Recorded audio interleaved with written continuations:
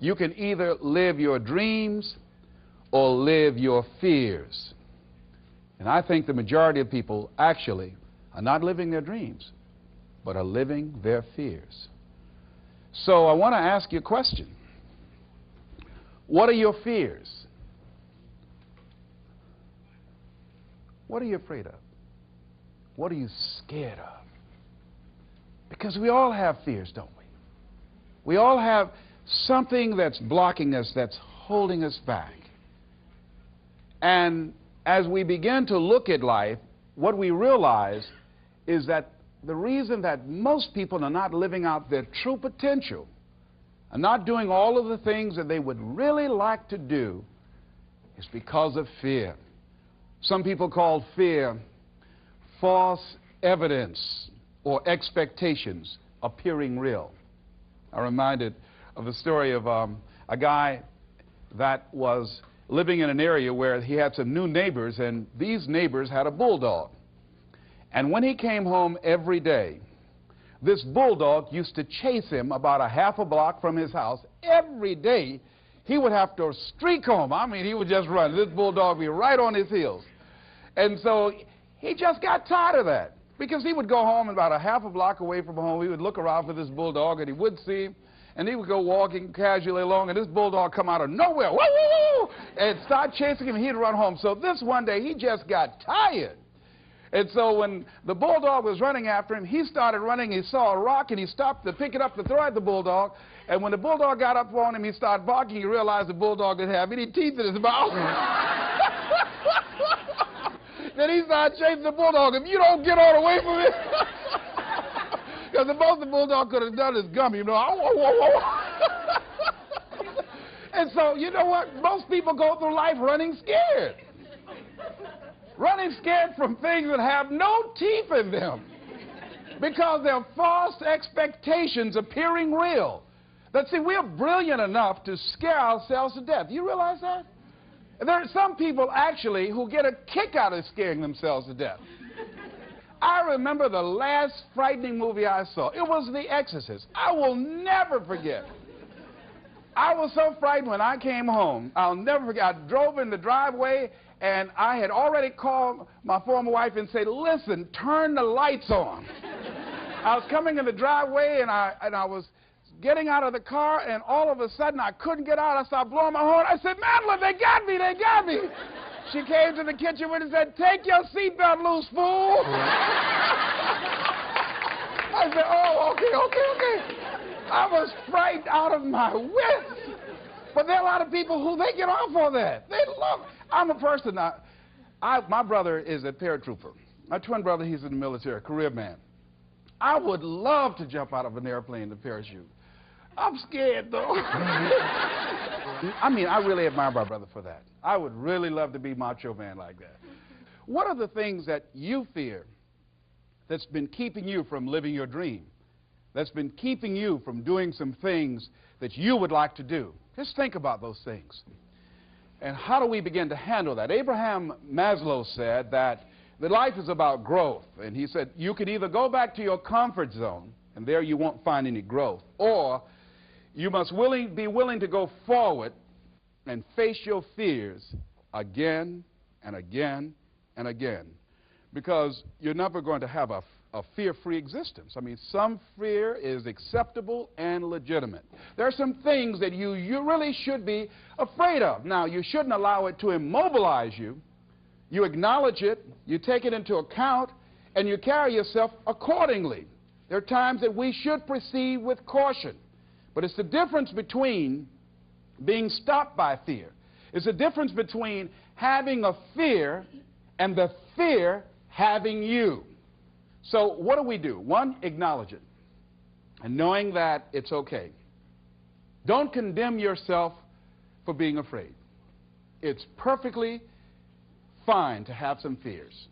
You acknowledge your fears, you embrace those fears, and then you move on. You act on whatever it is that you fear. Because once you embrace it, see, what you resist will persist. What you resist will persist. So one of the most important things is to begin to embrace your fear. The fear of bodily harm, that's legitimate. when I was a disc jockey in Columbus, Ohio, you know, I was young, about 22, 23, thought I was tough, and I was on the air, and Al Green, who was a great performer at that time and still is now singing gospel music, had a record. His first hit record was Back Up Train. So a guy came in the town and was impersonating Al Green. I happened to know Al Green because I'd already booked him. And so when I found out this guy was impersonating Al Green, I came on the air and did an editorial about him, and I exposed him. He was a rather big fellow, and so he had the word out that when I see this guy Les Brown, the disc jockey, I'm going to knock him in the mouth for having a big mouth. So I was driving down Main Street in Columbus, Ohio, had my son in the car, and I always had this little saying, hey, if anybody ever put a threat on me, I'm going to make them honor it. So I saw this guy in the street. So I pull around. I said, excuse me, I'll be right back. Got out of the car. I said, hey, man, I heard you said that you were looking for me. I'm Les Brown. He said, you are? I said, yeah. I said, what is it? I'm the one that said that you are an imposter. I said, I want to know what you're going to do about it. He opened his coat and he had a gun there. I say, but whatever I said to hurt your feelings, I want you to know it's all right.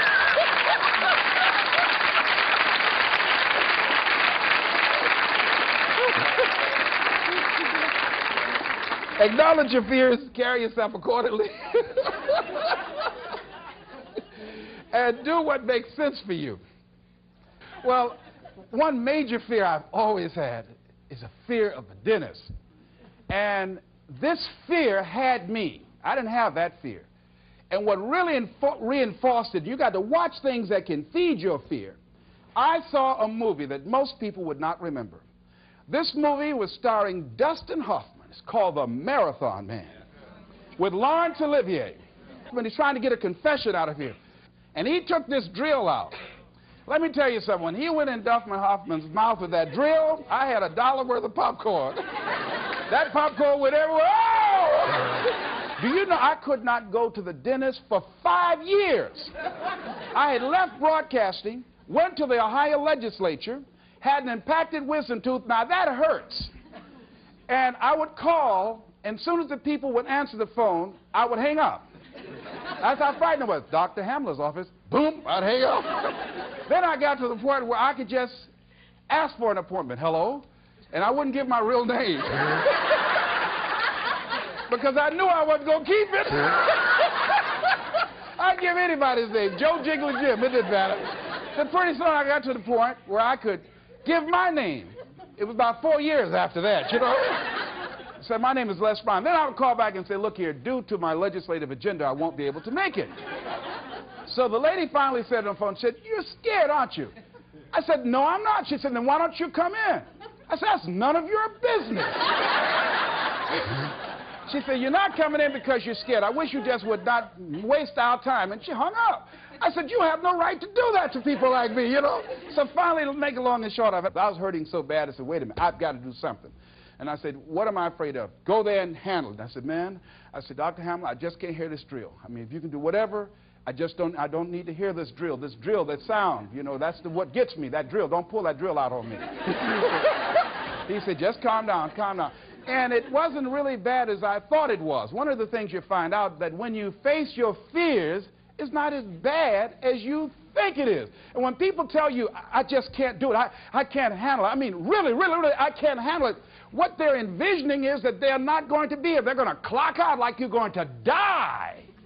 And guess what? We all had occasions when we confronted our fears, we had to do something we felt uncomfortable with, we didn't want to do it, and we did not die. They didn't come take us and put us in a box somewhere. Am I right? So what we've got to begin to do, how do we handle that? What's the process? Because it's all up in here. One, I think, is imagine the worst case scenario. I just imagine that he went in my mouth and with this drill, and that I just croaked out.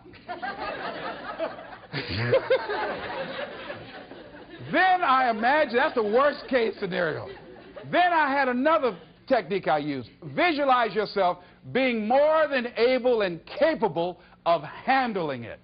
And I used to have a tremendous inferiority complex about speaking before people that I felt who had more going for them than I did. Because I'm not college trained, I used to feel that college people were the most intelligent people on the planet. And there was nothing I had to say for them. And what will they listen to me for? That's the way I felt. And so I had to visualize myself speaking before them, speaking before various audiences that had more going for them than I did, and realize and appreciate my own value and that I was a worthwhile person, even though I didn't have all going for me. I didn't have the money, I didn't have the education that they had. So part of the process is seeing yourself, being worthy, being capable, having what you need to make you a worthwhile person, and that you're more than able, and that you deserve to be listened to, or you deserve to have that dream and that passion and whatever it is that you see and envision there. You've got to see it in your mind's eye and know that you've got what it takes. Repeat after me, please. I must see, in my mind's eye, see myself, confronting my fears, handling my fears. I'm more than able. Shake somebody's hand on your right and left and say, you got the right stuff.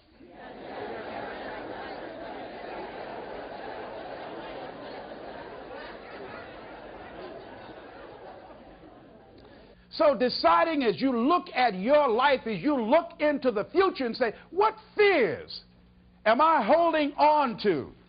What fears that I'm allowing to imprison me, that's keeping me from breaking out, that's keeping me from living up to my true potential, that's keeping me from really being happy, that's keeping me from having a sense of adventure and excitement in my life?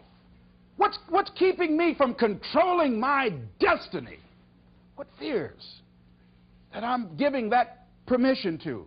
Notice what I said, that we must give our permission to fear to immobilize us. Because whatever discomfort you experience, whatever challenges or difficulty that it is, you got to handle it. Got to go up in there and wrestle with it. Will it be easy? No.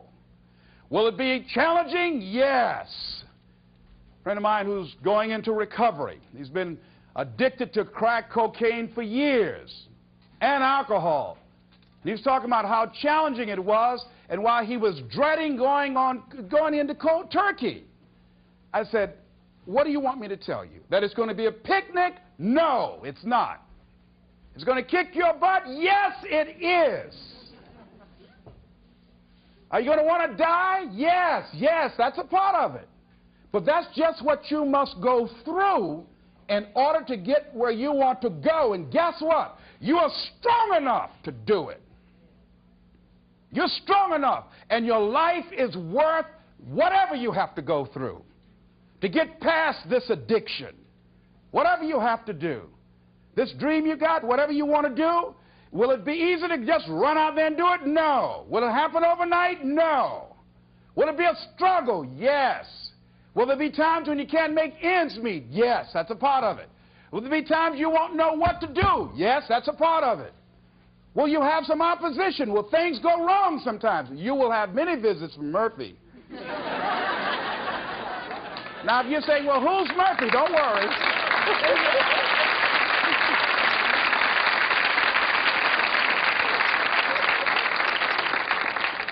Somebody must have told us someplace along the line, I don't know where, but somebody must have told people, oh, life is going to be real easy. No. If they told you that, I've got a special announcement. They lied. I'll never forget, I had a special piece of legislation I wanted to get passed, and I said to a guy, I said, look here, can I count on your vote? He said, yes. And look here, if I can't count on it, let me know. There's another guy that owes me a chip, and I can call on that. And I won't need your vote, but I do need it if you say you're going to do it, do it. He said, you can count on it. Legislation came up. He voted against my bill. My bill passed. I went back to him and said, hey, I told you I needed the vote, but if you couldn't give it up, let me know. I would get somebody else. I said, why did you tell me? He said, I lied. I was in shock. How many of you that life just wore you out? That you didn't expect that? You thought you'd go to school, get good grades, get a job, and you came out here and you'd be able to get a job and live happily ever after, and you say, they lied. Yes, they did. They never told me, you know that song said, Mama told me there'll be days like this. They didn't even tell us that. Isn't that something about life is challenging? I mean, it's some stuff you get out here, you didn't read it in a book nowhere. Didn't nobody warn you that it was going to come down on you like this. That's called life. There are all kind of challenges like that. So what's the next piece is that you accept yourself, then you accept the fear as a fact and not a force. See, when you accept yourself and you accept fear as a fact, that means that it's something that happens. It's something that you're going to experience, but it is not a force to hold you back. It doesn't have any special power other than that you give it. So you accept the fact that you are afraid, and then you move on anyhow. You move on past it, and you do whatever you've got to do. I was at a big motivational rally for a gentleman by the name of Dexter Yeager down in the Carolinas. I was standing backstage, and I had to go out. I was the last speaker on the program. It's the first time I'd been in a stadium of this size, over 10,000 people. You couldn't see the people because the lights are just blaring in your eyes, called Free Enterprise Day. I was afraid. My heart was beating fast. I was just pacing back and forth. And Dexter said, "Are you all right?" I said, "Yeah." "Yeah, I'm all right." So I said, "Wait a minute. Just calm down. Calm yourself. Hold a minute. Hold a minute. It's all right, Les. It's all right. All right. Just be as scared as you can be." See, that's why I say embrace that fear. Just try and see how scared you can really get. And start breathing deep. So the guy came back and said, "Are you about to die or something?" I said, "No, I'm fine."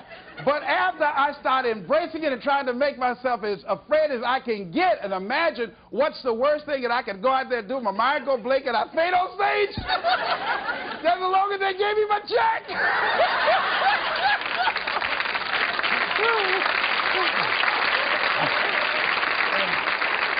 But once I started laughing at myself, I started talking to myself. I said, "You know you scared today?" And I said, I just calmed myself down. And I went out there and I cooked. And that's what you got to do. I had another experience where I was at a major corporation, and it was one of my first major presentations I was going to do for this corporation. And I had 4 other presenters that had large firms. And one of the things that you've got to do is you've got to watch your inner conversation and discipline your thinking and your imagination, because if you don't, your mind will take you on a wild trip. So my mind said, "Hey, Les." I said, "What?"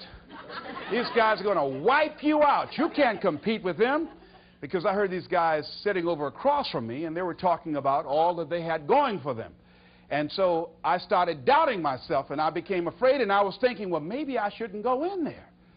And so I knew then, and this is what I suggest to you, sometimes you got to talk to yourself. Talking to yourself, you know, could be a good exercise. It might be the only intelligent conversation you ever get. So I got up and I went to the bathroom. I started talking to myself and said, "Les Brown, let me tell you something.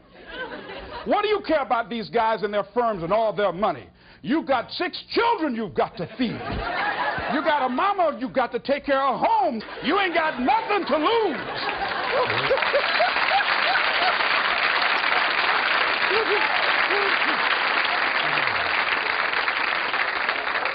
I went in that room and looked at those people. I said, "Don't you do nothing till you hear from me."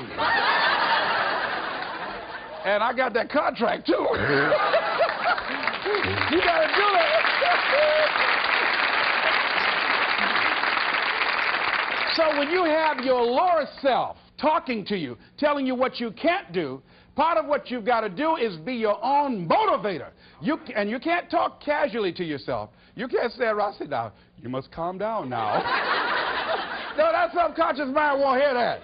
You've got to have a good conversation to yourself. Hey, and answer yourself, too. Don't pay these people any attention. You answer yourself, "Hey, what you going to do?" "I'm going there and get off." "All right, very good. Go in there and take care of business." You've got to talk to yourself, and you build yourself up, and you'll feel your energy level coming up, and people will feel that around you. See, now, if you go through life being afraid, people can sense that. They can pick up that fear. So that's why you've got to stand up inside yourself. I'm reminded of the little boy that was on a bus, and some bigger fellows were picking at him, you know. And so he wanted to move from by them. They were thumping him on the head. And so he stood up just to get from by them, and they would push him back down. And he would stand up again. They push him back down. And he stood up again. And they pushed him down, held him down. He said, "You might hold me down, but I'm standing up inside myself." And that's what you got to do in life. See, when you are not filling your life with the things that you are capable of doing. See, we all have some stuff that we've been given. And I don't think that it's optional for us to sit on what we have. See, if you're sitting on what you have, what you've been given, and I think everybody's been given something to bring to the planet, that only you can do that, only you can perform that, only you can initiate that activity. And if you don't do that, if you're not filling in your life with your life work or your mission, then there are gaps in your life. And what we do when we're not living out our true identity, we begin to fill the gaps. We fill the holes with garbage, alcohol, drugs, worry, self-destructive behavior. So when you begin to look at your life and you know that you're not doing what you can do because you have allowed yourself to be held captive by your fears. Now, when you don't have a true appreciation and acceptance for who you are, and you allow yourself to be immobilized by fear, what happens in the process is that you begin to abuse yourself. You begin to sabotage your life, you begin to sabotage your dreams, you begin to unconsciously work against yourself. You become your own worst enemy.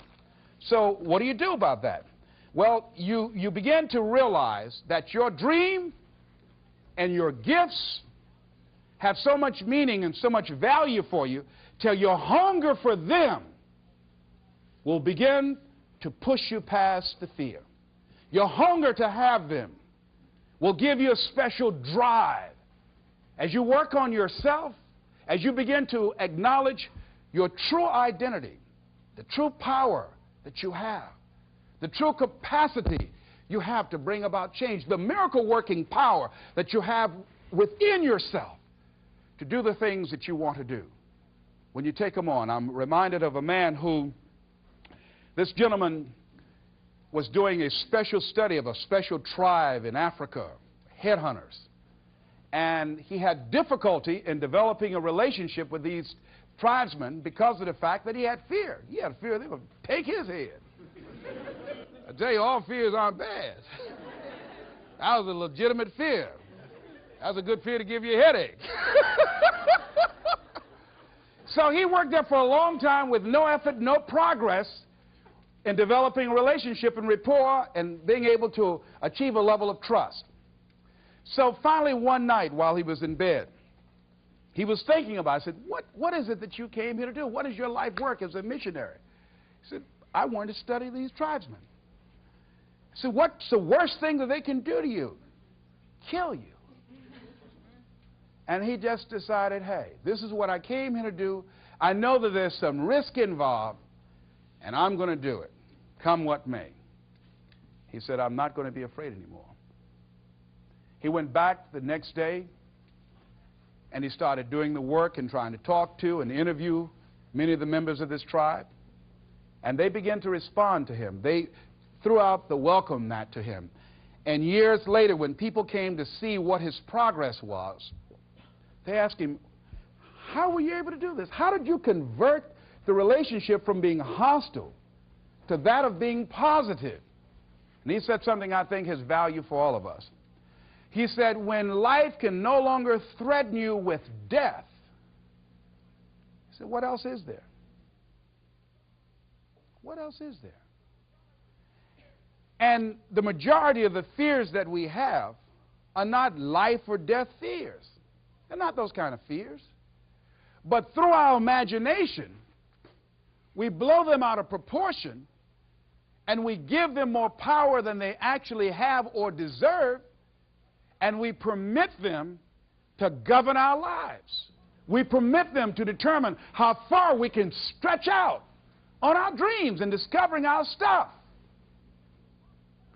And as we begin to look at ourselves and begin to, wait a minute, just getting to the point as you assess yourself and begin to prove yourself and just say, wait, hold a minute. I've been sweating this out. What's the worst thing that can happen to me on this? Will it kill me? Will I die? Why am I going through all of these changes over this? How much power does this really have? And am I the one that's feeding the power into it? See, a lot of times we allow ourselves to be fed and to be programmed into being afraid. I mean, you watch the news and read the newspaper, you'll be scared to come out the house. Am I right? You'll be afraid. So what kinds of things, what kinds of thoughts are you feeding your consciousness? What kind of things are you putting in your mind that will enable you to either move forward or to justify why you're staying where you are? Another piece that I look at, that when I finally decided that I was going to go to the dentist, the pain was so great. I couldn't hold out any longer. All of a sudden, the fear didn't matter. I can't but take me. Now, some people need fear, you know. I have a friend that we told him, hey, man, you know, you need to lose some weight. You're getting overweight and out of shape, and at our age, we need to have a regular program. And Bud said, man, I've been fat since I was a little boy. I'm big bone. I've never seen a fat skeleton, though, you know. Well, Bud became ill. How many of you ever seen a fat skeleton? Raise your hand. I know, all right. Bud became ill, passed out, and I was there, and the doctor was talking to him. And Bud, I think, was going to go right back to same old eating habits and doing everything. You know, he said, look here, you are a diabetic. He said, now, here's some of the side effects. You know, you could go blind, you can become an amputee. None of that touched him. He said, you can become impotent. He said, what did you say? Bud has lost weight. He exercises every day. He's into body sculpturing. 48 years young. He looks great. I can't believe it. But just that one statement made all the difference in the world. Bud is a new man today. So what is it that has to happen to you? Some people don't take corrective measures to improve their health until they get a pronouncement that they're about to die. Then they'll start, okay, all right, I'm ready to do whatever you want me to do. But they won't do that. They can see people drop it off like flies around them. Well, that's them. You got to go from something. We go through life really blocking ourselves constantly. And fear is one of the greatest instruments that we could use to stifle our true potential. When you begin to look at your life, you can decide to use fear as a blocker, or you can decide to use it as building blocks. That you decide, hey, look here, I'm going to move in this direction. I'm not going to allow anything to stop me from doing what I want to do. Shake somebody's hand on your right and left and say, I'm unstoppable.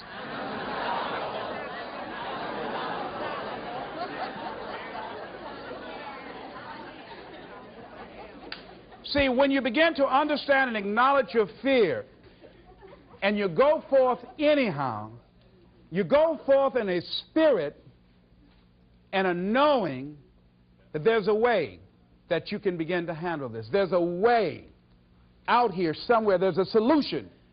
What it is that you're seeking. That you have the capacity to whatever comes up, to handle it, to face it. And rather than feeling powerless, you begin to feel powerful. See, when all of the major downsizings that are taking place around this country, there are a lot of people who are biting their fingers in fear that they might lose their jobs. But there are few people who have decided within themselves, I'm going to make it. Some people aren't waiting to be cut.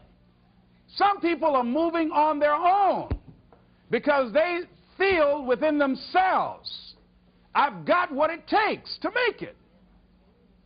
They're not afraid about tomorrow because of how they see themselves, because of what they feel that they deserve, because of what they feel that they can create for themselves. Because these people have decided, as they look at the future, as they look at themselves, there's a way. Where there's a will, there's a way for me to begin to create a way out of no way. And when you have that kind of consciousness, when you have that kind of spirit, nothing can stop you. Nothing. What would your life be like as you look toward the future if you decided, I'm not going to allow my fears to stop me? What would your life be like?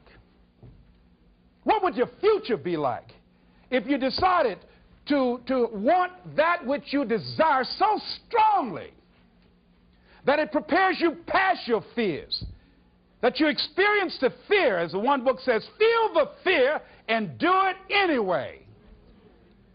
What would your life be like? And I'm saying to you that all of us who have been entombed by fear have the capacity to resurrect ourselves and to resurrect our dreams. All of us have the capacity to do that.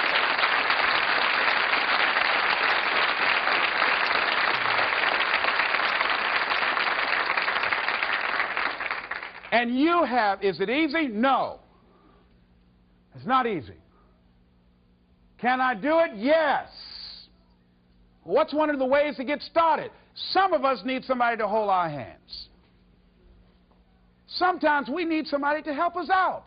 Be willing to say, I don't know. Be willing to reach out. Be willing to get some assistance to take you to the next level. One great athlete, you never expect boxers to make profound statements. I think it was Joe Frazier who said this one. He says, all of us are like the blind man at some point in our lives standing on the corner waiting for somebody to lead us across. So all of us at some point in our lives need some help, need someone to reach out to us, to throw out the lifeline, to help us go across some treacherous waters that we couldn't navigate by ourselves. None of us do it by ourselves. All of us at some point in our lives. We need that kind of help. We need that kind of assistance because we grow from the people we have in our lives that can enrich our lives personally, professionally, spiritually, and all the dimensions of our lives. We don't grow in a vacuum. So as you look at yourself, what are the fears you have that maybe you need some help in strengthening yourself in that area?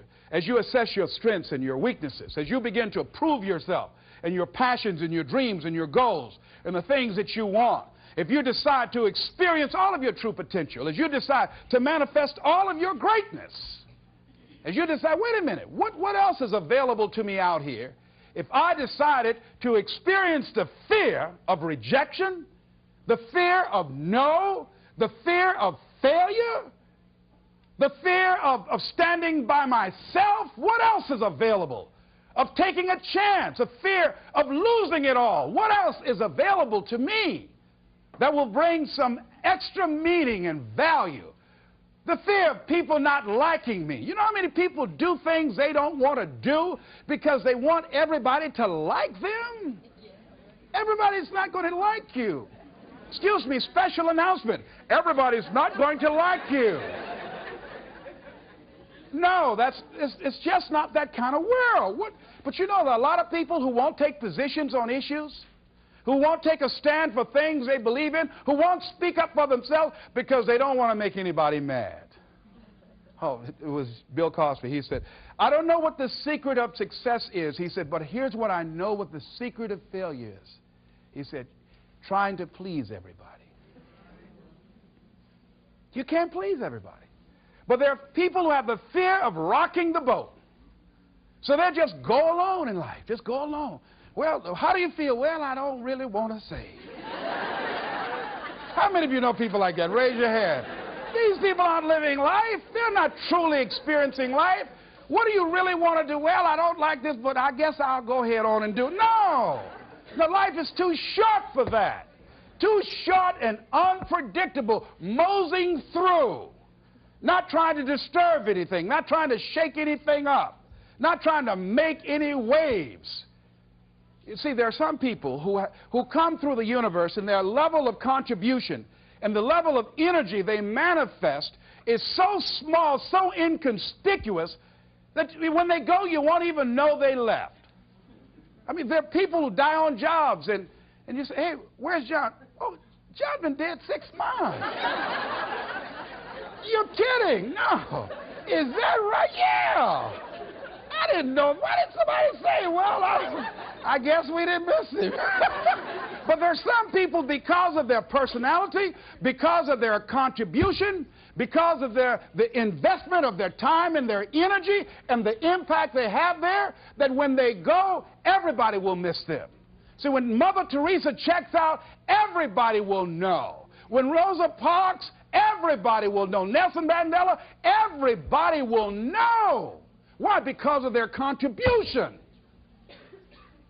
See, but there's some people, because their contribution is so small, no one will care. So I'm saying, before you are boxed and buried, decide that you're going to box and bury your fears. Decide that you're going to begin to live life on a new level, seeking out new horizons, that you're going to find more love and more joy and more ways to give more to life. Guy said something, I love this. He says, everything a man does for himself, guess what? He takes with him. But everything he does for others, he leaves behind.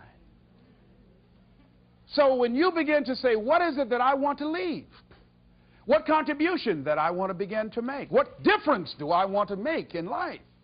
What is it that I want to do with the rest of the life that I have left? What chances I need to take? What risks do I need to begin to embrace? What fears do I need to step on?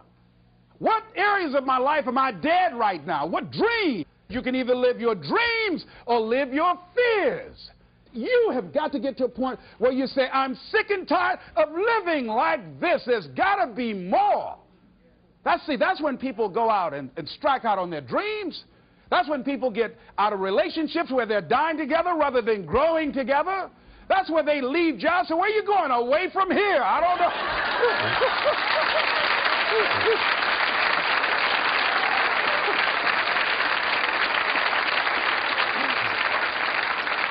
Do you have another job? No, I don't. How are you going to make it? I don't know, but I will. See, you will when you put yourself in that kind of situation. I'm reminded of two frogs that were hopping down the road, and they fell into a bottle of milk. And one was hopping up and down for a while, and he drowned. He just gave up. But this other frog just kept on kicking. He wouldn't give up. He just kept on kicking. And pretty soon he churned that milk into butter, and he walked on out.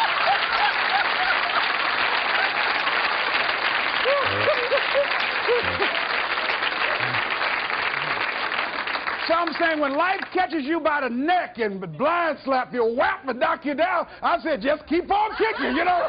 And you can kick on out of those circumstances, whatever they are, not be intimidated by them. Repeat after me, please. I'm going to keep on kicking. I'm going to conquer my fears. I'm never going to give up. Shake somebody's hand on your right and left and say, keep on, keep it on.